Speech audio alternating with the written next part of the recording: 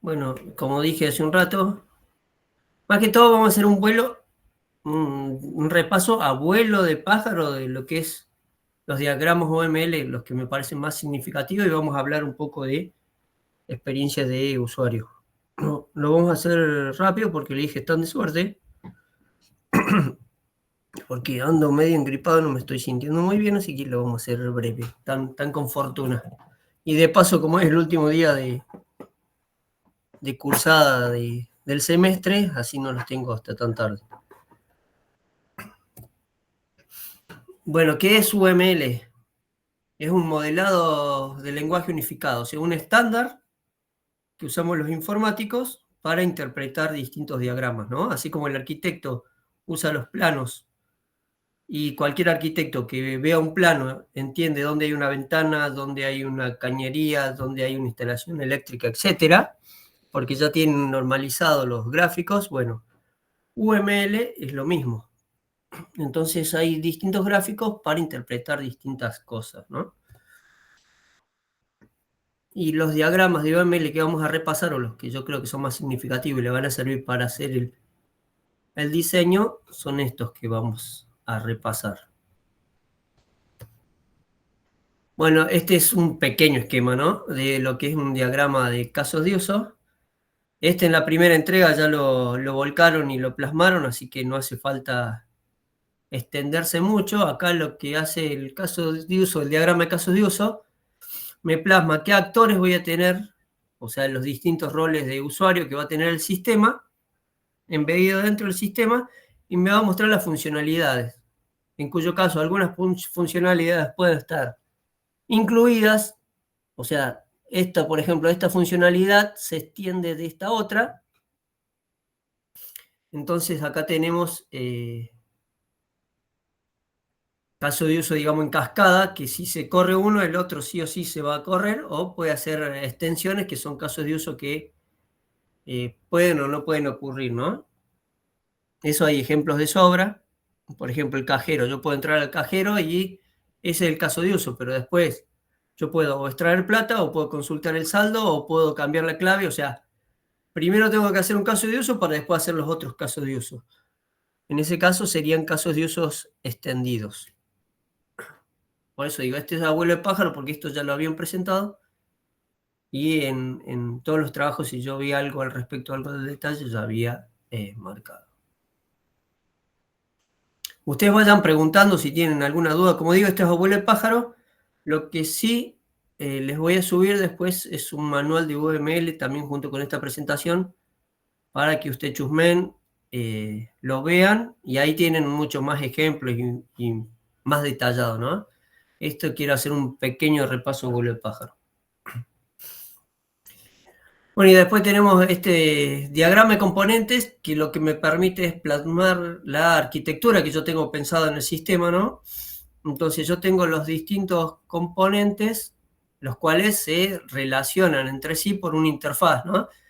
La interfaz es este dibujo que vemos acá, en cuyo caso el que tiene la interfaz es donde está el círculo, y donde está la flecha son los otros componentes que consumen o se conectan a la interfaz del componente mío. Ya sea, este componente por ahí puede ser un web service, y estos otros componentes consumen ese web service.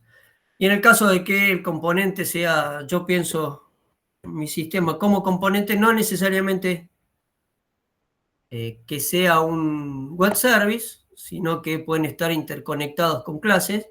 Pero bueno, la interfaz lo que muestra es quién le provee información a quién, ¿no? En el caso de que por ahí los componentes tengan ida y vuelta del feedback, y bueno, o sea, habrá que hacer de los dos lados el círculo y el otro consume. O sea, lo que uno ve con este diagrama de componentes, qué componentes tengo en mi sistema y quién le provee información o es fuente para otro componente, ¿no? De esa forma se ve la dependencia. El diagrama de distribución generalmente se lo usa más para plasmar la arquitectura geográfica o regional, en el caso de que yo a veces tengo distintos nodos ubicados en distinto lugar geográfico. Y dentro del nodo, sí, yo puedo hacer los distintos componentes que voy a poner, o los distintos elementos que puedo tener dentro de mi sistema. Al diagrama de componentes, no lo piensen solamente como componentes de software, ¿no? Yo también puedo hacer un diagrama de componentes basado en mi arquitectura de hardware, y entonces ahí pondré un componente que va a ser el servidor web, otro componente que va a ser el servidor de base de datos, otro componente que será mi firewall, otro componente que será mi IDS, IPS para detección de intrusos.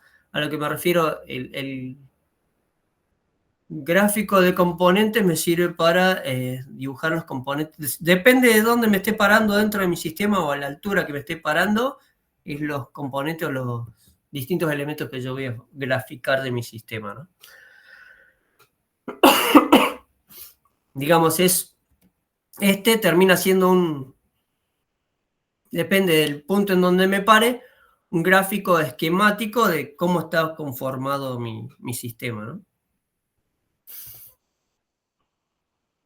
Bueno, este es el que seguro todos van a usar, el diagrama de clases, que lo que me plasma acá es cómo están relacionadas las distintas entidades o los distintos objetos, mejor dicho, que yo tengo creados dentro de mi lógica del negocio, ¿no? Y entonces acá lo que podemos ver es, como en este caso, la herencia, o sea, qué clases heredan de una determinada clase madre, la cual tendrá algunos atributos. Sabemos que las clases que heredan de esa clase tienen ya por herencia los atributos esos y los métodos también. Y bueno, puede haber herencia tanto como uno quiera, ¿no? Depende cómo lo diseñan ustedes al sistema. También tenemos la cardinalidad, ¿no? De cómo se relacionan en cantidad un objeto con respecto a otro objeto, o una clase con respecto a otra clase. Algo a la salvedad de clase y objeto. En realidad, esto que estamos diseñando acá es la clase, que es como la definición de mi objeto, y el objeto es una instanciación de esta clase. O sea, ya cuando estoy corriendo el código y invoco a la clase y estoy creando un elemento de esa clase. O sea, un objeto ya va a tener tipificados los atributos. Es decir, si yo pongo un atributo nombre, el objeto va a ser Juan o va a ser Pedro. O sea, tiene atributos ya identificados. En cambio, la clase es la definición. Entonces, esto me muestra cómo se relacionan las clases, que después va a ser cómo se relacionan los objetos, ¿no? Porque lo que plasmo acá va a ser lo que después codifico. De este lado hay un ejemplo de clases puestas como componentes y como agregación. O sea, este simbolito quiere decir... Sí. El número que está fuera de la clase, que está al lado de cada clase, ¿a qué se refiere? Es la cardinalidad. Acá está diciendo que una clase de esta se va a relacionar con 0 o muchos, por eso un asterisco, de esta clase. Y después acá dice, como este es de componente, cuando yo creo esto, el negro quiere decir que sí o sí no, sí o sí no. El negro es de agregación, quiere decir que yo puedo tener uno de estos y voy a tener uno o varios de estos cuando creo uno de estos, ¿ves? Y después cuando creo uno de estos, acá sí o sí dice que se relaciona con 3. O sea, este es agregación y esto sí o sí van 3. Varía en esto de que no varía la cantidad. Fíjense que el blanco es fijo. En este puede variar. Pero a diferencia del simbolito este, que este es herencia, esto quiere decir que cuando yo creo una clase de esta, va a ir sí o sí una o varias de estas. Son clases distintas, pero que cuando creo una, se crean las otras. ¿Se entiende? Sí, o sea, sería el tipo de relación que hay entre cada clase. Claro, exactamente. Yo acá tengo plasmadas las relaciones y la cardinalidad, que se llama, la cardinalidad se llama con cuántas se relaciona, ¿no? En este caso, una clase de esta se va a relacionar con cero muchas de estas, y una clase de esta con los que tiene de agregación, puede ser una o varias. Acá está todo muy genérico, ¿no? Pero esto podría ser tranquilamente nombres. Y entonces, si yo hago un sistema de mascotas, este podría ser el dueño de la mascota y acá la agregación la mascota. Entonces yo sé que si mi sistema maneja mascota, cada que dé de alta un dueño sí o sí tiene que tener una mascota y podrá tener una o varias. Pero sí o sí, como mínimo va a tener una. Entonces yo puedo poner acá el símbolo de agregación y no es herencia, sino que es agregación. De todas formas lo puedo hacer como una relación como está acá, punto a punto, sin tener que hacer agregación.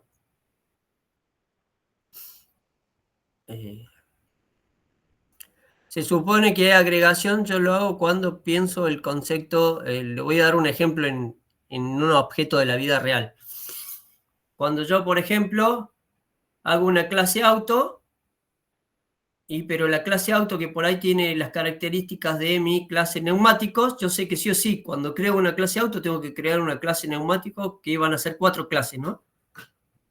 O por ahí pongo una sola clase, un solo objeto que me diga cantidad 4, pero a lo que me refiero a que cuando cree la clase auto, sí o sí voy a tener que crear la clase neumático, la clase motor, donde van a estar todas las características del motor, pero se crean al mismo tiempo. Entonces eso es lo que llaman relación de agregación y es este simbolito. ¿Se entiende el concepto? O sea, esto sería básicamente un DER, como hacíamos en base de datos. Claro, y eso iba, justo me sacó la palabra que se me adelantó lo que iba a decir, pero ahí vale. Hay que ver la diferencia, porque gráficamente, además, fíjense que en el DER también tienen cardinalidad como acá, pero hay una cosa qué diferencia cuando uno ve el gráfico. Además, es la pregunta que yo hago en los finales siempre, o en los parciales, porque es clásico que se confundan. Yo tengo acá el nombre de la clase que generalmente refleja la entidad o el objeto, ¿no? La entidad. Lo mismo pasa en las bases de datos, tengo la entidad. Generalmente una tabla puede responder a un objeto, si no está muy complicado como acá o como acá compuesto, pero a diferencia de lo que es una entidad de un DER, un diagrama de entidad-relación, tiene métodos. Que acá vez dejé un espacito de esto, acá irían todos los métodos. Yo en el diagrama de clase tengo que volcar todos los métodos que va a tener la clase. Listo, esta es la clase animal. Y bueno, podré tener acá un método que dice caminar, correr, comer.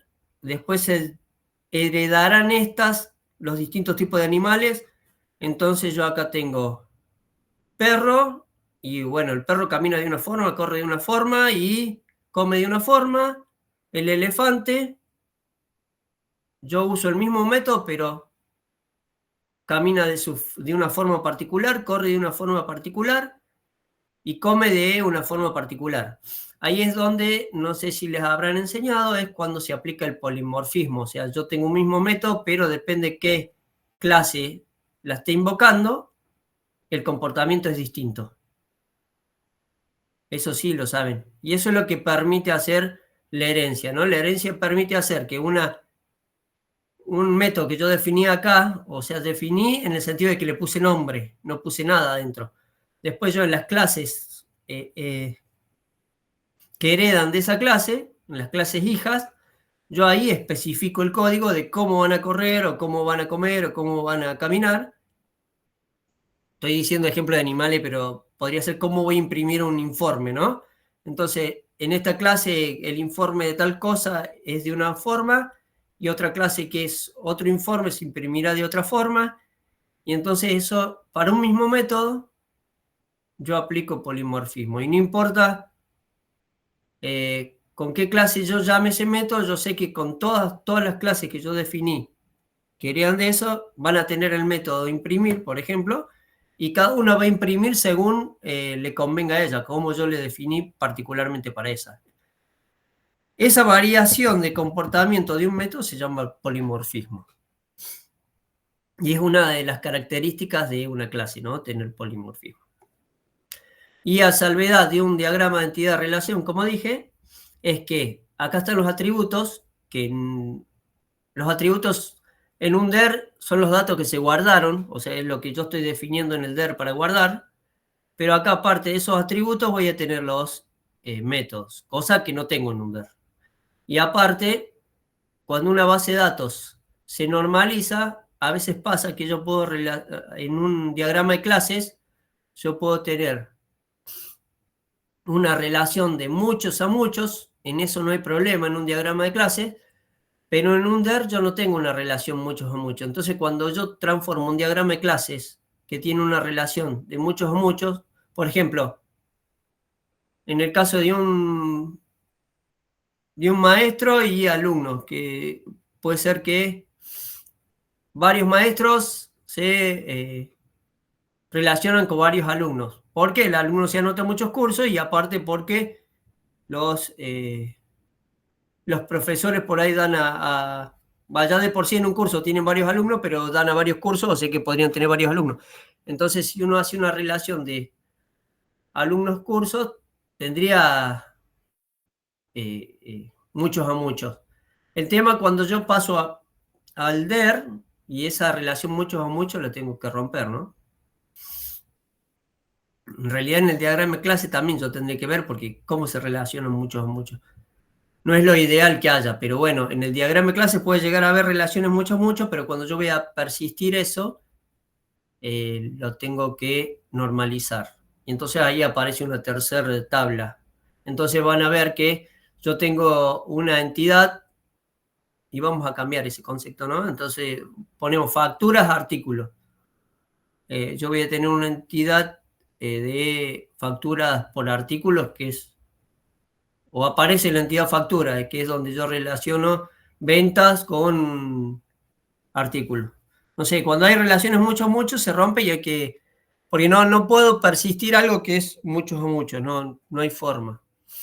Entonces en la normalización, cuando yo normalizo, esas relaciones se rompen. Cosa que en un diagrama de clase lo puedo poner así, no hay problema. Porque en realidad lo que yo busco acá es que se interprete la lógica, ¿no? ¿Qué lógica voy a aplicar? ¿Dudas, preguntas? No. Profe, Esto les puse diagramas muy básicos. Después les muestro ahora en un ratito el manual que les voy a dejar, que por ahí tienen ejemplos más jugosos y sustanciales, ¿no? Bueno, el diagrama de secuencia me permite plasmar profe, cómo sigue. Perdón, le quería hacer una consulta. ¿Me escucha? Sí.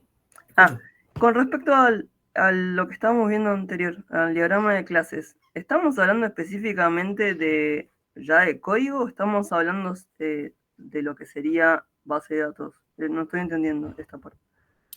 Generalmente el diagrama de clases, las clases están definidas cuando yo hago programación orientada a objetos. O sea, si yo no hago programación orientada a objetos, no tengo clases. Hasta ahí estamos bien, ¿no? Hasta ahí ¿Cómo de vuelta? entendemos ese concepto. Esto, cuando yo defino una clase, le estoy poniendo acá el nombre de la clase, o sea, cómo se va a llamar dentro de mi programación. O sea, no estoy programando, pero sí estoy diseñando acá. Y si yo diseño y le doy esto a un programador, el programador no tiene que pensar nada, porque yo ya le di el nombre de la clase, le di el nombre de los atributos que va a tener adentro de la clase y le di el nombre de los métodos. Y por ahí no le programé el método, pero sí le dije qué tiene que hacer. Después en un texto capaz que le dije, che, tal método tiene que hacer esto, esto y esto. Tal otro método tiene que... Entonces él, en cuestión de nombres y en cuestión de todos los métodos que tienen, o sea, métodos, entiéndase por métodos, y si lo vamos a hacer como programación estructurada, si lo piensan el paralelo, el método serían las distintas funciones que tiene esta clase embebida adentro, ¿no? Acuérdense que una clase viene definida por sus atributos y sus métodos, que el método me definen el comportamiento que va a tener esa clase. o no tanto esa clase, sino los objetos que yo instancie con esa clase. O sea, si yo tengo una clase persona que tiene nombre, DNI, y después yo tengo y fecha de nacimiento, y yo podría tener un método que sea edad, que la calcule en base a la fecha de nacimiento. Y un objeto será Juan, que cuando yo invoco el método, llamo al método edad, me dice 49. Pero no es que yo guarde 49. Yo como atributo tenía la fecha de nacimiento y el método es el que me calcula la edad según la fecha que sea. Capaz que hoy le llamo al método, me dice 49, pero lo llamo dentro de 2 meses y me dice 50, porque ya cambió de edad, ¿no? Ya, con respecto a la fecha de nacimiento y la fecha actual, va variando. Entonces a mí no me sirve guardar como atributo edad, porque la edad cambia. O sea, yo sí voy a guardar un atributo de una persona y guardo la fecha de nacimiento, porque de esa forma, cuando llamo al método edad, Hago los y yo cálculos. siempre voy a tener el valor real y actual. Sí, sí, solamente quería entender si estábamos hablando de código, porque no me acordaba mucho esta parte, y además entré medio tarde, pero ahora que ya me dijo que tiene que ver con cómo codificar, ya por mí ya está saldada la duda. No, está bien, pero explico en general, porque a veces la duda de uno es la duda de todos. Okay, Y sí, y esto es, digamos, estoy graficando lo que voy a programar. En el DER estoy graficando, a diferencia de uno y otro, ¿no? Estoy graficando mi espacio de persistencia, ¿no? La base de datos, estoy diseñando la base de datos. En uno es el procesamiento cuando está corriendo el programa, cómo se relacionan y cómo están en la RAM. El otro es en el storage. O sea, son 2 ambientes distintos, ¿no? Ya de por sí. El DER es para un lugar y el diagrama de clase es para otro. Si lo piensan, ¿no? En el espacio físico donde correría después eso. ¿Se entiende, no? O los mareo más con eso. ¿Dudas, preguntas? No, se entiende, profe. Bueno, el diagrama de secuencia. Acá generalmente el diagrama de secuencia se usa para graficar procesos en particulares, en el cual yo voy a tener involucrado el actor que inicia un proceso mediante... Generalmente el proceso refleja una funcionalidad, ¿no? Que yo tengo definido en el caso de uso. Y entonces acá lo que me muestra es qué clases intervienen en ese proceso y cómo se van relacionando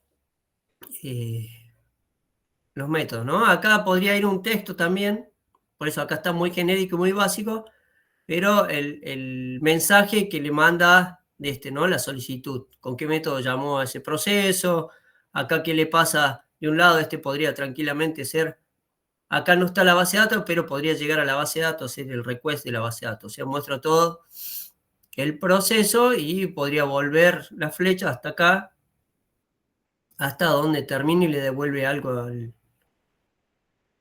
al actor, ¿no? En este ejemplo teórico, porque como ven no tienen nombre las clases, ¿no? Pero estaría el objeto, barra clase, el nombre, y te muestra un método cómo se relacionan y a dónde termina el mensaje, ¿no? Este mensaje hará un espacio del proceso y cómo interactúan, ¿no? Diagrama de actividad. Como digo, el de proceso y actividad terminan siendo 2 gráficos que de una forma distinta pueden llegar a plasmar lo mismo, ¿no? Porque si uno ve el diagrama de actividad, también muestra un proceso, ¿no? Si bien acá está por roles, yo puedo hacer un diagrama de actividad también por clases, ¿no? Le puse para poner el otro ejemplo, ¿no? Y lo mismo en el diagrama de el anterior, de secuencia, yo acá podría hacerlo por roles y alguna interacción, ¿no? Y acá, como muestra, está el inicio, que generalmente es un botón oscuro, y está el final, que es el doble círculo negro. Tengan en cuenta que si por ahí el proceso se bifurca, que acá vuelve para acá y vuelve el mismo camino para terminar todo, pero por ejemplo, por ahí se podría hacer la bifurcación y el proceso terminar en esta parte. Bueno, si termina, siempre las flechas de cierre van al mismo punto, o sea, el final es uno solo. No importa que termine acá, si hará la flechita e indica que termina ahí. Más que todo para cuando hago una lectura, un golpe de vista al proceso, al diagrama, no se preste a confusión teniendo tantos círculos. Entonces, siempre hay un inicio y hay un final. Que puede ser el final puede ser por varios caminos, como digo. En este caso es uno solo, o sea, sí o sí entra por sí para poder finalizar, si no queda dando vueltas en un bucle. Pero acá en este diagrama de actividad lo que está mostrando es cómo interactúan los distintos roles en un determinado proceso, ¿no? También lo podría hacer con las clases, ¿no? Y qué actividad va generando cada clase, como es la secuencia, o sea, esta misma lo podría hacer con las clases que yo tengo dentro de mi sistema.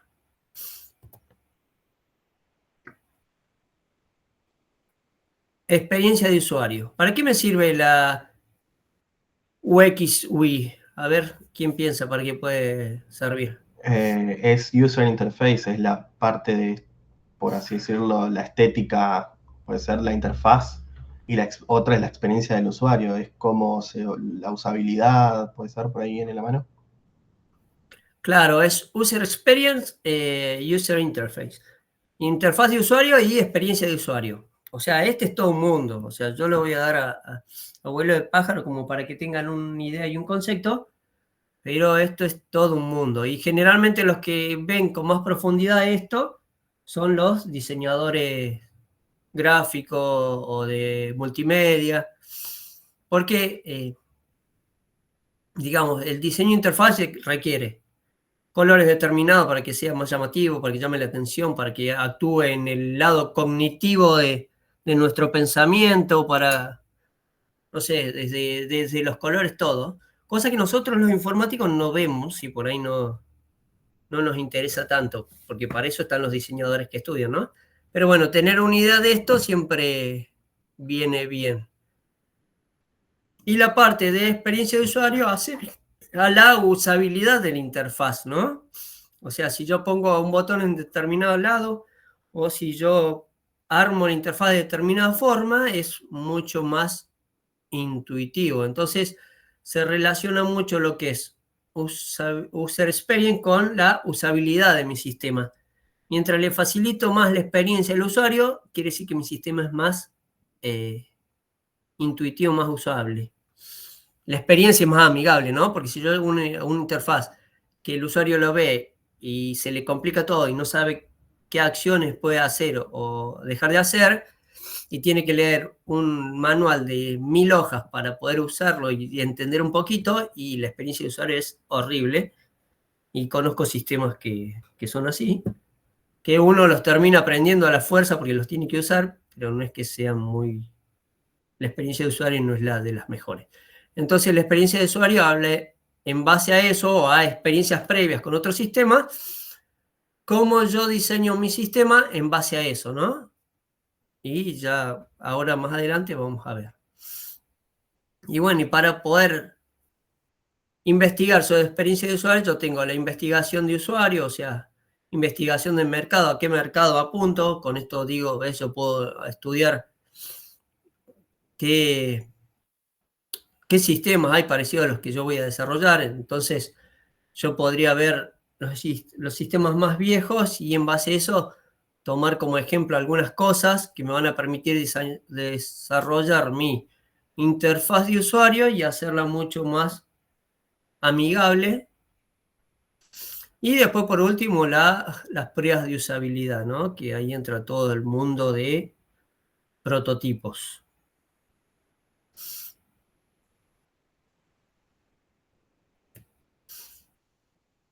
Y cuando hablamos de prototipos o de pruebas para interfaz de usuario, tenemos los prototipos, las pruebas de usuario y pruebas internas. Y esto por ahí, esto no voy a entrar tan en detalle ahora, se los nombro nada más porque en el punto donde tiene que hacer pruebas unitarias, por ahí les entro ya a hablar más en detalle, pero bueno, el prototipado, cuando uno hace, tengo algo más de prototipado, ¿no? El prototipado, generalmente cuando piensan en prototipo, ¿en qué piensan ustedes? Un MVP puede ser. Yo O quiero que me previo. hagan un prototipo de su sistema. Es una versión Una previa a lo que maqueta. va a ser el desarrollo final. Ahí está el error. Y ¿saben cuándo descubrí? Porque yo tenía el mismo error de concepto. Fue un experimentado empresario exitoso, empresario, digo, sí, a dar una charla, a un seminario a la facultad donde yo estaba en el último año. Fue toda una charla de prototipado. Y uno tiene el juicio, el preconcepto que el prototipo debe ser un modelo muy similar al producto que yo voy a terminar entregando finalmente. ¿Estamos en eso de acuerdo todos? Sí. Bueno, ese prototipo puede ser uno de los últimos prototipos, pero no es así. Y él, digamos, me hizo ver desde otro punto de vista, y creo que a varios, no era el único, y me sacó el desconcepto. Yo de interfaz de usuario, para ver a alguien, ¿yo puedo dibujar la interfaz en una hoja Sí, o en un PowerPoint? Sí, Bueno, entonces podría hacer un prototipado en PowerPoint donde yo vinculo, che, si yo hago acá, me aparece esta interfaz y yo podría armar en un PowerPoint un hermoso prototipo de mi sistema donde yo a un usuario le hago hacer la experiencia de la navegación sin usar el sistema. ¿Es un prototipo? claro, es una maqueta estática. Pero es un prototipo que me sirve para sacar devoluciones de la interfaz, que es lo que yo busco cuando hago experiencia de usuario. ¿Se entiende lo que digo? Sí, sí. Entonces, el prototipo a veces no necesariamente tiene que ser una copia fiel de lo que yo a futuro voy a entregar con ciertas limitaciones, ¿no? Sino que podría ser un maquetado en papel, no sé, o en otra herramienta. Porque, digamos, el prototipo va en relación a lo que yo quiero probar. O sea, si yo quiero probar la conexión a la base de datos y sí, indefectiblemente, mi prototipo va a ser parte de la programación. O sea, ya ahí voy a tener que programar algo, probar, traer las consultas, todo eso. Pero si yo lo que quiero es que el usuario me dé un feedback, una devolución de si del diseño de la interfaz está bien, y ya ahí no necesariamente tengo que hacer la programación. Con hacer un esqueleto en HTML es suficiente. ¿Se entiende el concepto? sí, sí. Y entonces con ese maquetado yo puedo tener el feedback, no, che, la verdad que la mayoría que me probaron la interfaz no entendieron que este botón era para tal cosa. En realidad tengo que rever ese botón de hacerlo de otra forma, o este desplegable, no entendían que esto era un desplegable, etcétera, etcétera.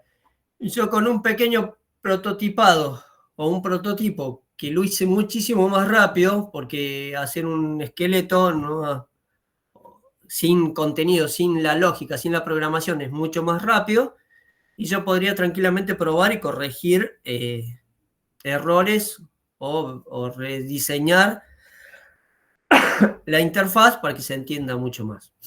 Entonces, en relación a experiencia de usuario, los prototipos que yo hago por ahí no necesariamente son una copia fiel de lo que va a ser el sistema, ¿no? Sí, cuando ya esté más avanzado por ahí, completo, sí, yo le hago hacer la prueba, el famoso beta, pero ahí ya va a ser cuando esté cosa. Pero en las primeras instancias, cuando todavía lo estoy diseñando, perdón, cuando lo estoy diseñando, no necesariamente tiene que ser completo, ¿no? Y ahí, bueno, ya tengo las devoluciones de las pruebas de usuario con respecto a la interfaz, ¿no? Estamos hablando siempre de la interfaz, las pruebas de usuario de las distintas interfaces y cómo se prueban. Y después la definición de pruebas internas son pruebas que yo defino y que defino a gente que esté ajena dentro de la empresa, ¿no? Dentro de la misma empresa, a los testers, pero que están ajenos al desarrollo y que yo les hago probar las interfaces sin ser el usuario final, ¿no? Y le determino que toda la secuencia de la prueba interna que tienen que hacer y ver si ellos me dan la devolución después si se entendió o no se entendió qué tenían que hacer, si esa prueba la pudieron hacer con éxito o no. Y bueno, cuando yo voy a diseñar tengo que tener determinados criterios, ¿no? Cuando hablamos de usabilidad.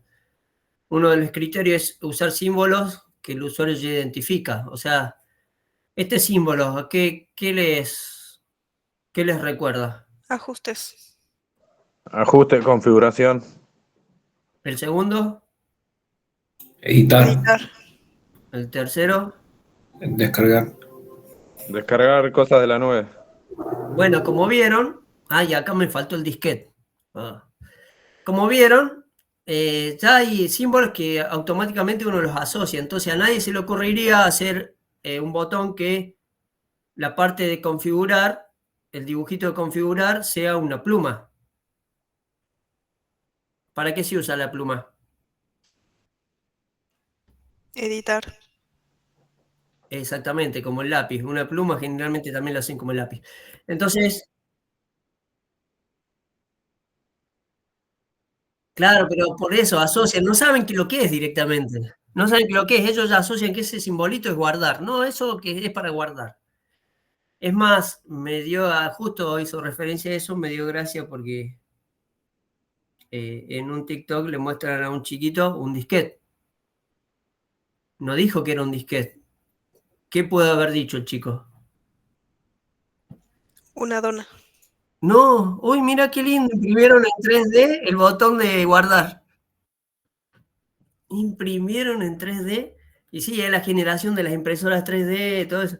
Lo primero que pensó no era que eso era un disquete de un lugar de almacenamiento, no, pensó que era el botón que imprimieron en una máquina de 3D, el botón de guardar. Por eso era gracioso de ver. ¿A qué voy con esto? Que generalmente ya el usuario común ya asocia o identifica determinados símbolos a determinadas acciones. Entonces no hay que cambiar esas acciones porque después terminas prestándose a confusión y entorpece la usabilidad del sistema, ¿no? La gente no, o el usuario común no identifica para qué es la función. O después se dará cuenta con el tiempo, pero no es a lo que llamamos sistema intuitivo. Y si yo le cambio el símbolo por otro, y no va a ser intuitivo. En cambio, si le pongo esto y este botón es configuración, y es intuitivo, porque apenas lo vea ese botón ya sabe que ahí está la configuración. Bueno, los colores también tienen que ayudar al usuario, ¿no? Como en este ejemplo. ¿O no? ¿Está bien este ejemplo? Está al revés. ¿Por qué? Si a mí me gusta más así, ¿por qué?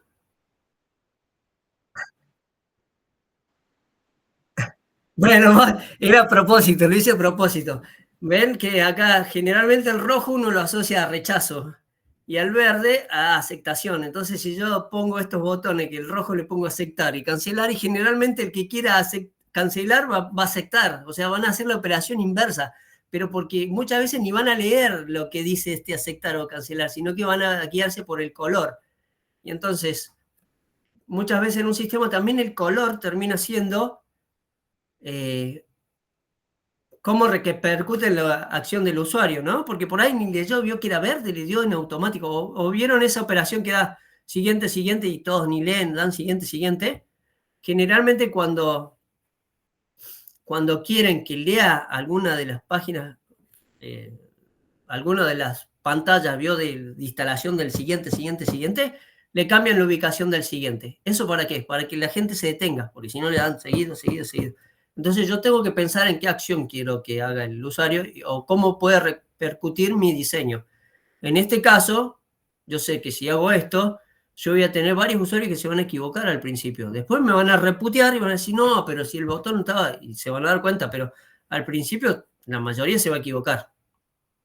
Y entonces la usabilidad se va para atrás.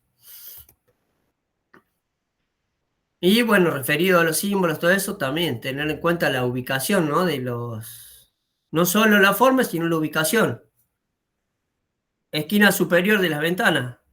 ¿Quién sabe qué es esto? ¿Al lado? Uy, se me perdió el Maximizar. puntero. Y ahí se fue. ¿Y este? Cerrar.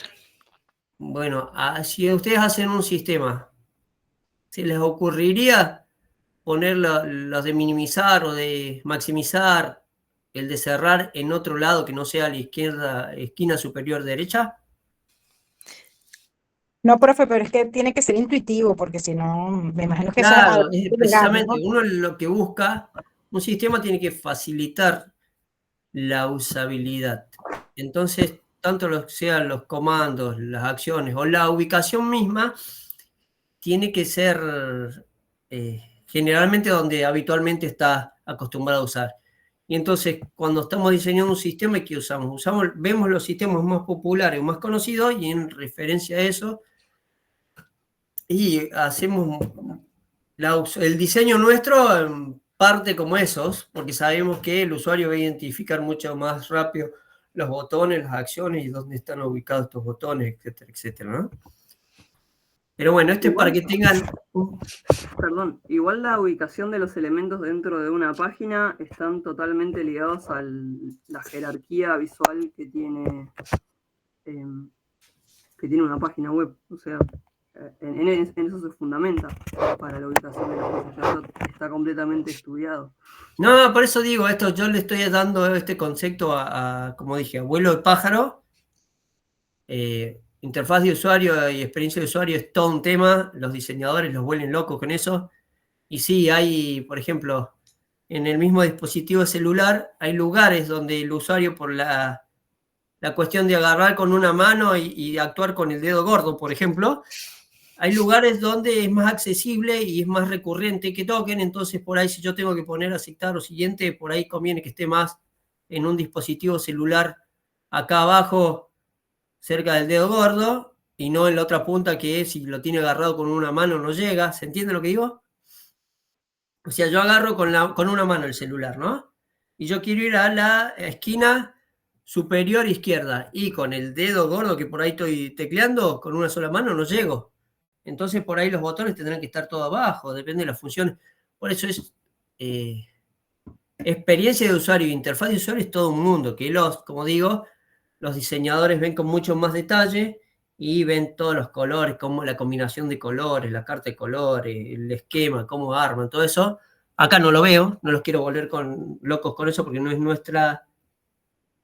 nuestro expertise, pero sí quiero que tengan el concepto ese de que uno por ahí tiene que ser cuidadoso con eso. Después, cuando ya estén seguros en trabajando en un grupo de desarrollo, y lo más probable es que haya un diseñador, y ahí lo vuelven loco. Esto es para que tengan el concepto, y ustedes entonces cuando estén en ese grupo van y le dicen a ellos, che, necesito una interfaz para tal cosa, ¿me lo diseñás? Y problema del diseñador. ¿Se entiende? Pero bueno, hay que tener cierta idea para saber qué es lo que voy a pedir, ¿no? Ahora con lo que es en 2 segundos. con diseño de interfaz está muy atravesado por la accesibilidad de las personas. Se está teniendo muy en cuenta ese tema de la gente Sí, que no ve la los experiencia de colores. usuario es un tema interesante. Ahí se ve esto, ¿no? Bueno, y les voy a cargar esto, que dice manual del UML. ¿Lo ven, no? Sí. Sí, sí. Y lo recorro hacia vuelo de pájaro. Es uno cortito, de 227 páginas nada más. Por eso digo, yo lo vimos muy a vuelo de pájaro, pero lo que quiero mostrarles acá, si me dejan, ves, por ejemplo, acá ves un diagrama de actividad. Este es un diagrama de clase. Este está poco desarrollado, pero a lo que me refiero, Está bueno el libro porque tiene muchos ejemplos. ¿Ves acá un diagrama de secuencia? Otro diagrama de secuencia, otro diagrama de clases, otro diagrama de estado. Por eso el diagrama de estado no lo había visto, pero es muy similar al de actividad. Por eso yo le había puesto algunos diagramas. Acá van a tener todos. Por eso está interesante. Casos de uso, que ya lo habíamos visto, por si quieren repasar algún concepto.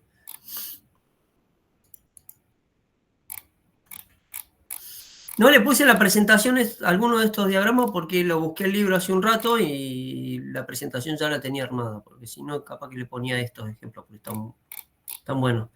Denle una mirada, al menos, no digo leer todo el libro, pero sí al menos a los diagramas que tienen, porque les puede servir para lo que es el diseño. Están bastante interesantes. Vamos más adelante, ves acá otro diagrama de actividad que nos muestra. Me va explicando todo. Le doy un ejemplo y le explica después el ejemplo. También por eso el libro está bastante interesante.